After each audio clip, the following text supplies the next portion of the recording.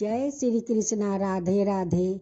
आज आप सुनेंगे ज्येष्ठ शुक्ला पक्ष की विजय दशमी दशहरा की कथा। पुराणों में ऐसा कहा गया है कि ज्येष्ठ मास में शुक्ला पक्ष की दशमी को बुधवार के दिन हस्त नक्षत्र में पावन गंगा जी का स्वर्गलोक से इस भूतल पर अवतारे। राजा भागीरथ की तपस्या से ब्रह्मा और शिव के दिए वरदान से हुआ। तभी से गंगा निरंतर परिवाहशील होकर समुद्र में जाकर मिल जाती है।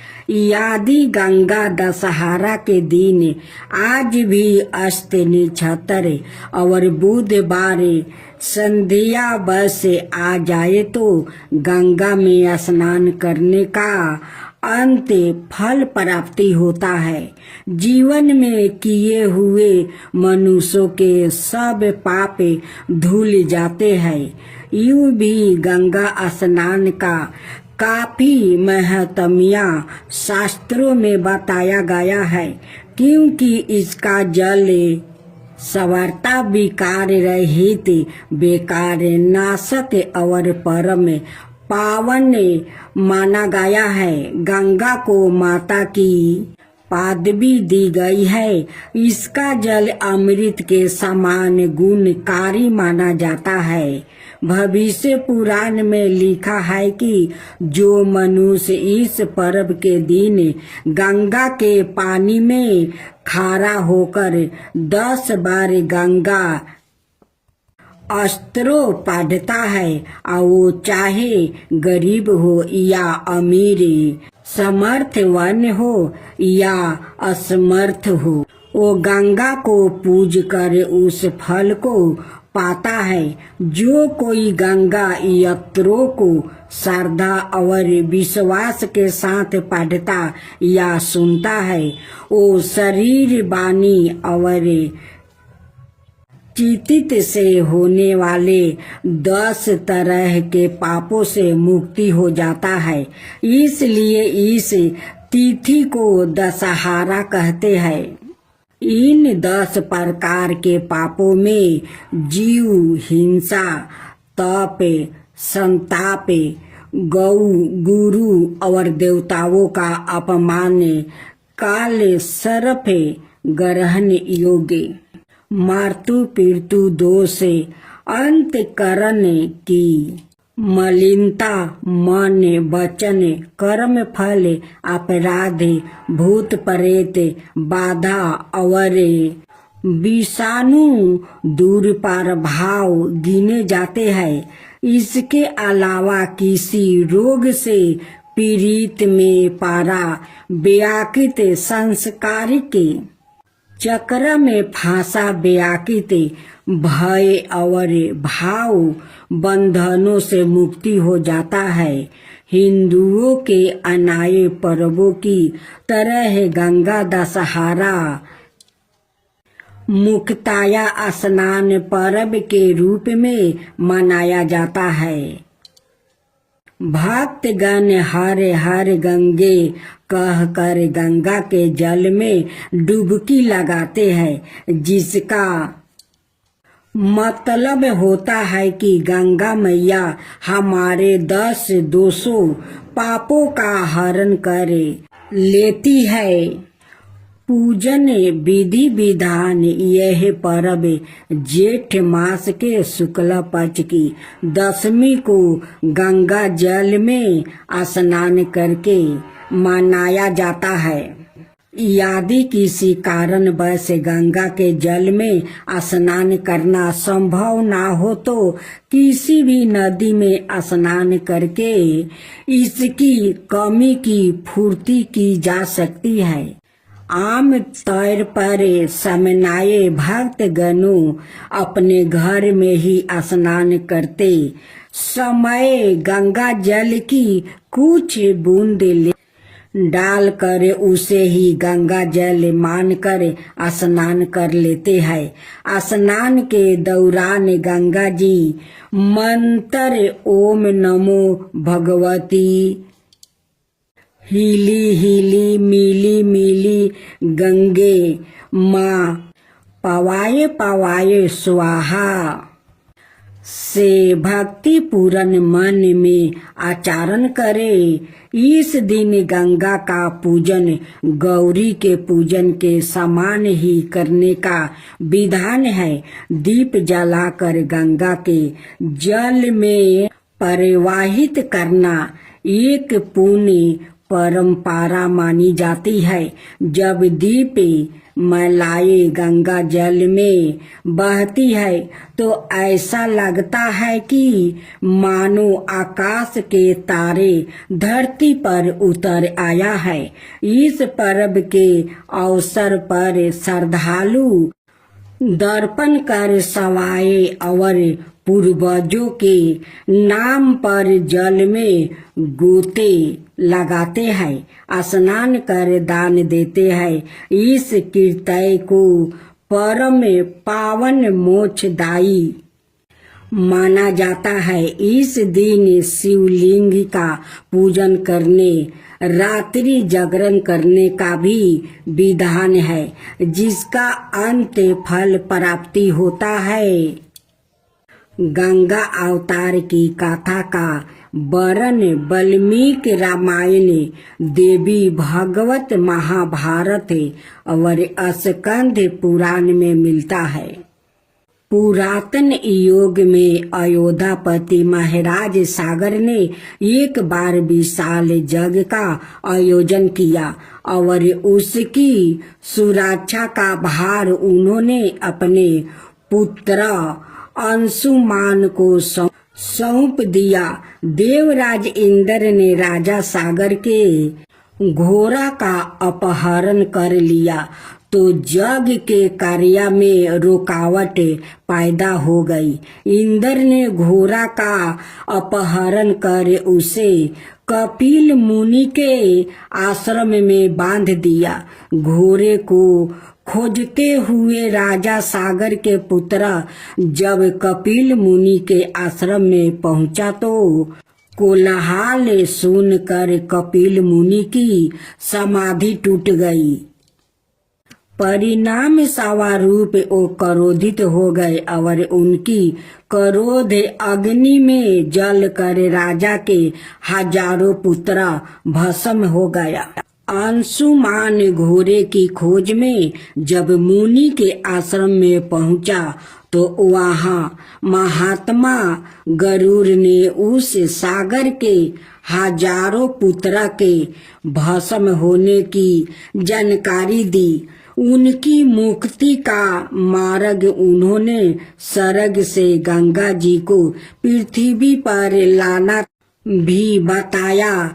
चौकी पहले जग शुरू करवाना जरूरी था। अंत अंशुमान ने घोड़े को जग मंडप पहुंचाया और जग करवाया। फिर राजा सागर को पूरा वृत्तांत बताया। कुछ समय बाद राजा सागर का देहांत हो गया। जीवन पर्यंत तपस्या करके गंगा जी को पृथ्वी पर लाने का बीड़ा अंशुमान ने और उसके पुत्र दिलीप ने उठाया, लेकिन उन्हें सफलता नहीं मिली।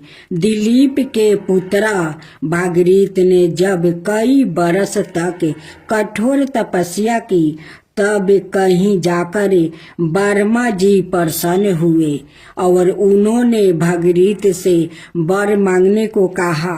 भागीरथ ने गंगा जी को पृथ्वी पर भेजने के लिए निवेदन किया। वर्मा ने कहा कि गंगा का भार और वेग संभालने की शक्ति केवल भगवान शंकर में है। अतः तुम पहले उन्हें प्रसन्न कर लो और गंगा को मांग लो।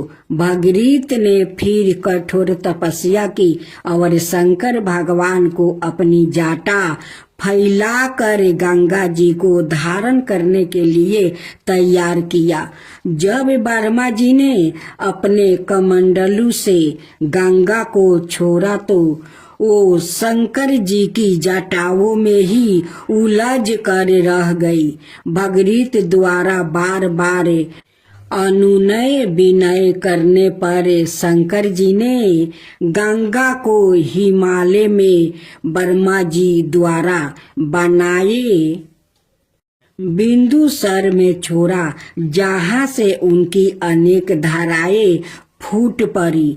जब गंगा का जल कपिल मुनि के आश्रम में पहुंचा तो महाराज सागर के 60,000 भस्म हुए पुत्र शराप मुक्त हो गया।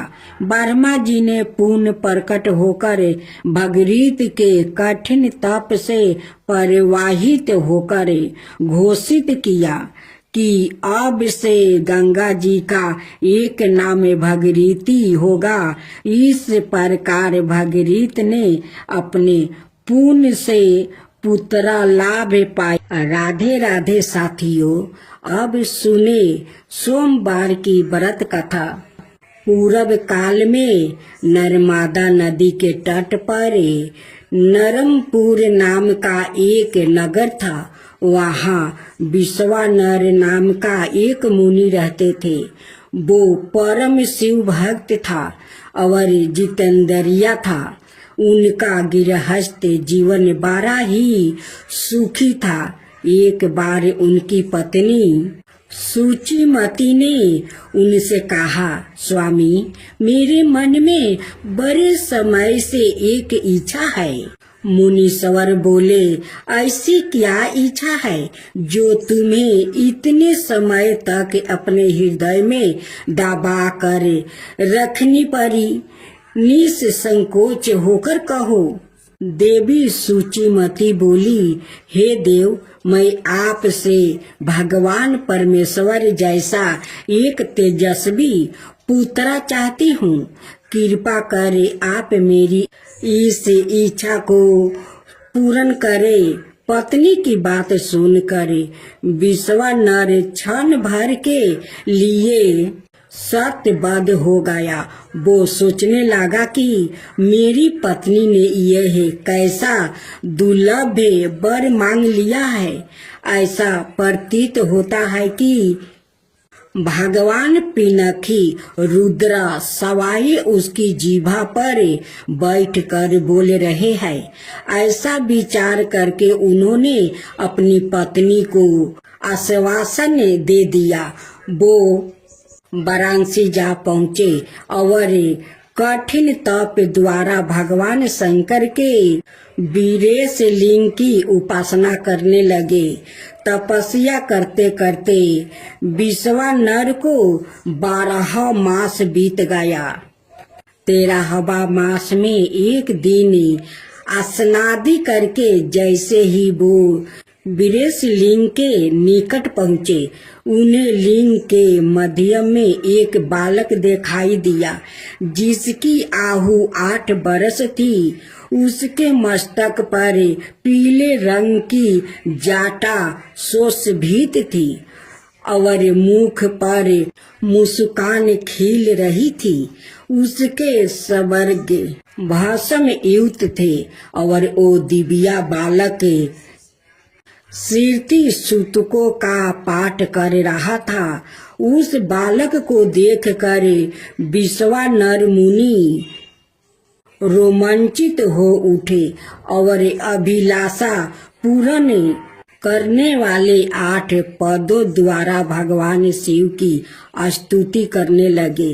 उनकी स्तुति से प्रसन्न होकर बाल रूप भगवान शिव ने कहा, महामते, मैं तुम्हारी तपस्या से प्रसन्न हूँ।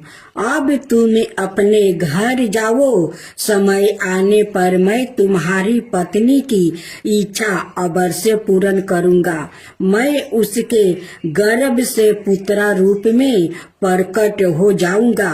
उस अवतार में मेरा नाम गिरेह पति होगा। मैं परम पवन वो सभी देवताओं का प्रिय हो जाऊंगा। विश्वानर ने भगवान शिव के बाल रूप को प्रणाम किया और अपने घर लौट गया। समय आने पर समस्त अभिष्ट के विनाशक और दोनों लोकों के लिए सुखदायक भगवान रुद्रा का सूचिमती के गर्भ से अवतार हुआ। उस बालक का जात कर्म करने के लिए सवाए ब्रह्मा मुनि विश्वानर के घर उपस्थित हुआ और उन्होंने उसका नाम गिरहपति रखा। तत्पश्चात विश्वानर ने सवाए उस बालक को वेदों आदि की शिक्षा दी। जब वो बालक 9 बरस का हुआ तो एक दिन देव ऋषि नारद उसके दर्शन हेतु विश्वानर के घर पधारे।